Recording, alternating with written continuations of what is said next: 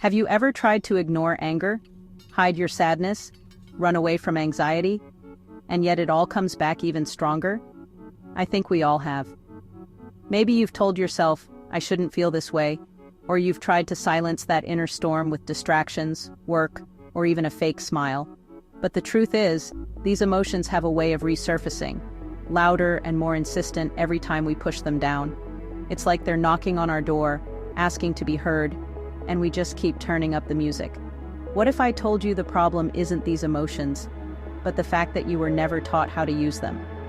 We're so focused on chasing happiness and positivity that we forget our so-called negative emotions are not our enemies. They are signals, they're messages, they're raw energy, waiting to be transformed. Today you'll learn how to transmute negative emotions into personal power, and by the end of this video, you'll never look at your feelings the same way again. Let's start with anger. For most of my life, I saw anger as dangerous, a thing to be feared or suppressed. Maybe you felt that too. But anger is not evil. Anger is energy. It's the fire that tells us something isn't right, that a boundary has been crossed or an injustice has occurred. When we try to hide it or bottle it up, it doesn't go away. Instead, it grows, festers, and sometimes explodes in ways we regret. But what if we viewed anger as a messenger? What if instead of shutting it down, we listened to what it's trying to tell us? Next time anger arises, pause, breathe, ask, what needs protecting within me?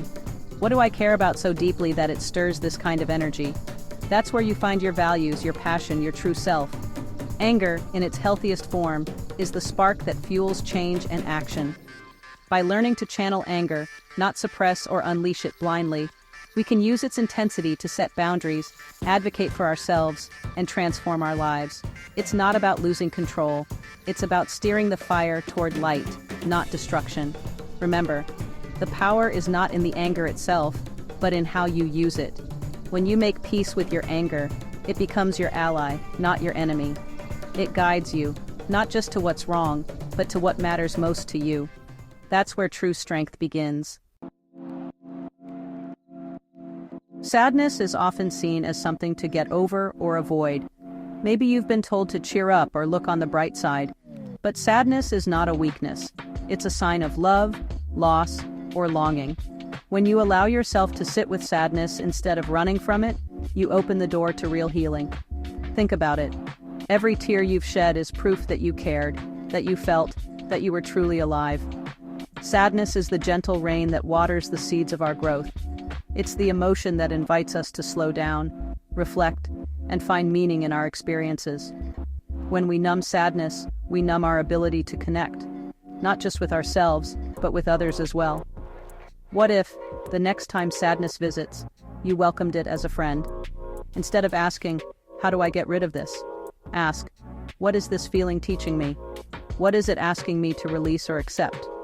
Often, sadness is pointing us towards something that needs attention, a wound that needs healing, a loss that needs mourning, or a truth that needs embracing. Give yourself permission to feel. Let sadness move through you. Because on the other side of sadness is wisdom, empathy, and a deeper connection to your own heart. Embracing sadness is not giving up. It's choosing to heal from the inside out. Fear is one of the oldest emotions, wired into our very DNA. It kept our ancestors alive. But today, fear rarely comes from wild animals or real-life dangers. More often, it's the fear of failure, rejection, or the unknown. And most of us have learned to run from fear, to ignore it, or to let it paralyze us. But what if fear was actually a compass? What if, instead of turning away from what scares us, we leaned in and listened? Fear often shows up right at the edge of our comfort zone, where real growth is waiting. The next time you feel fear, notice where it's pointing you. Is it warning you of true danger, or is it highlighting an opportunity for expansion? When you embrace fear, you unlock courage. Courage isn't the absence of fear, it's moving forward in spite of it. That's where transformation happens. Every great leap you take in life will come with fear as a companion. The goal isn't to eliminate fear, but to understand it, honor it, and let it guide you toward your bigger self. So ask yourself, what would I do if I wasn't afraid? Then, take one small step in that direction. That's how you turn fear into fuel for your journey. Guilt is an emotion we often try to escape. It can feel heavy, suffocating, like an anchor holding us back. But guilt is not here to punish you.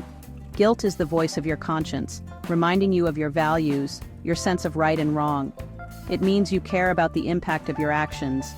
Instead of letting guilt spiral into shame or self-loathing, pause and get curious. What is this guilt trying to teach me? Is it asking for an apology, a change, or forgiveness? Either from someone else or from myself? When you listen to guilt, you discover the areas in your life where you are out of alignment with your values. Guilt can be a powerful motivator for growth if you use it wisely. It can push you to repair relationships, make amends, or simply become more mindful of your choices. But if you let it linger unchecked, it can turn toxic and eat away at your self-worth. The next time guilt arises, treat it as a guide, not a judge. Thank it for showing you where you want to grow. Then, take action, however small, to realign with your best self. Remember, guilt is not meant to be a life sentence. It's a signpost pointing you back to your integrity. Anxiety is the mind racing into the future, imagining what could go wrong, what might happen, or how things could fall apart. It's exhausting. But anxiety, at its core, is a call to presence. It's your body's way of saying, come back, be here, right now. When anxiety takes over, it's easy to spiral into what-ifs and worst-case scenarios. But you have the power to anchor yourself in the present. Take a deep breath. Feel your feet on the ground.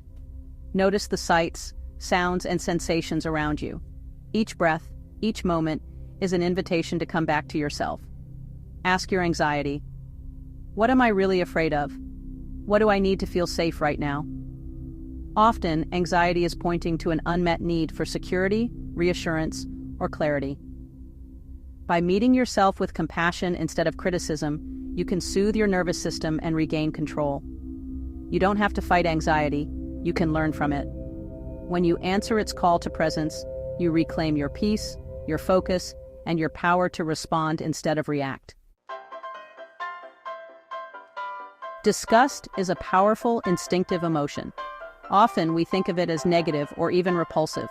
But disgust is your body's way of drawing boundaries, protecting you from what feels toxic, harmful, or out of alignment with your values.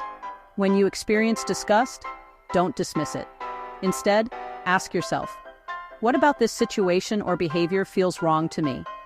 Disgust can show up in relationships, work, or even within ourselves. It's a signal that something is violating your sense of integrity or safety.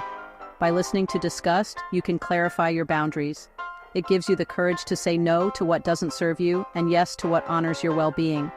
Disgust isn't about judging others. It's about protecting your own energy and values. So the next time you feel disgust, pause and reflect. Use it as a guide to make choices that align with who you truly are. When you honor this emotion, you strengthen your boundaries and reinforce your self-respect. Insecurity whispers that you're not enough, that you'll never measure up, that others are better, smarter, more deserving. But what if insecurity was actually a teacher, not a tormentor? What if it's pointing to the places where you're ready to grow? Insecurity usually arises when we compare ourselves to others or set impossible standards for ourselves. Rather than letting it shrink you, what if you let it show you where you need more self-love, more acceptance, or more skill building? The next time insecurity surfaces, don't push it away. Instead, ask, what skill do I want to develop? What part of myself needs compassion? Insecurity is the invitation to get honest about your growth areas and to celebrate your progress, no matter how small. When you see insecurity as a signal for growth, you start to build resilience. You become less afraid of failure and more curious about your own potential. Remember, everyone feels insecure, but those who listen, learn, and love themselves through it become unbreakable. The feeling of incapacity, the belief that I can't, is one of the most paralyzing emotions. It convinces us that we lack the strength, talent, or resources to move forward. But inside every I can't is a hidden, how can I? Waiting to be unlocked. When you feel incapable, pause And notice the story you're telling yourself. Is it true? Or is it a belief born from past failures or outside criticism? What if, instead of shutting down, you asked, what's one small step I can take? Who can help me? What can I learn? Every time you challenge the feeling of incapacity, you build self-trust. You prove to yourself that you are capable, even if progress is slow. Remember, empowerment isn't about having all the answers. It's about taking action, even in uncertainty. So next time you feel powerless, reframe the story. Turn "I can't" into "I'm learning how." Because every small victory is a brick in the foundation of your confidence. Anguish is a deep, throbbing pain, often born from loss, heartbreak, or disappointment. It can feel overwhelming, like a wave that might drown you. But anguish is also the emotion that brings you closest to your own soul. It's the intensity of being alive. When you're in anguish, allow yourself to feel it fully.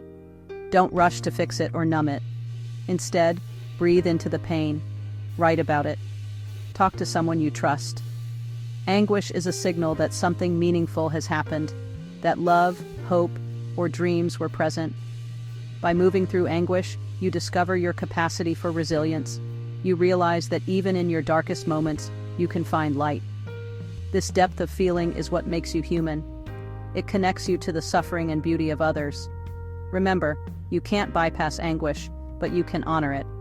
And in honoring it, you find wisdom, strength, and the ability to hold space for others in their pain. Distrust is often seen as cynicism or negativity, but it's actually the result of past pain, of trust that was broken, expectations that were unmet. Distrust is your mind's way of keeping you safe from being hurt again. Instead of judging yourself for feeling distrust, get curious about where it comes from. Is it based on real patterns from your past? Or is it projecting old wounds onto new people or situations? Distrust is a mirror that reflects your experiences, both the wounds and the wisdom you've gained. By acknowledging your distrust, you give yourself the chance to heal. You can choose to set healthy boundaries, have honest conversations, and give trust slowly, as it's earned. Distrust isn't a flaw. It's a form of self-protection that can be softened with time and self-awareness.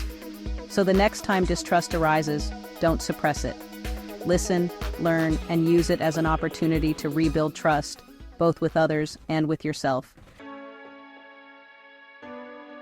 Scarcity whispers, there's not enough love, money, opportunities, or time. It convinces us to cling tightly, to compete, to live in fear. But scarcity is just a mindset, a lens that can be changed. When you notice thoughts of scarcity, pause and ask, what am I afraid of losing? What do I truly need? Scarcity can become the invitation to gratitude, to noticing what you do have, what's already working, and what you can create. It's the emotion that challenges you to shift from lack to abundance. Abundance isn't about having everything. It's about trusting that you can create more, that there's enough for you, and that your needs will be met. When you replace scarcity with generosity and trust, you open yourself to new possibilities. So next time you feel scarcity, flip the script. Focus on giving, on sharing, on celebrating what's good. Because when you move from scarcity to abundance, you invite more joy, connection, and fulfillment into your life. Here's the truth no one tells you. You don't need to eliminate your negative emotions. You need to learn how to use them.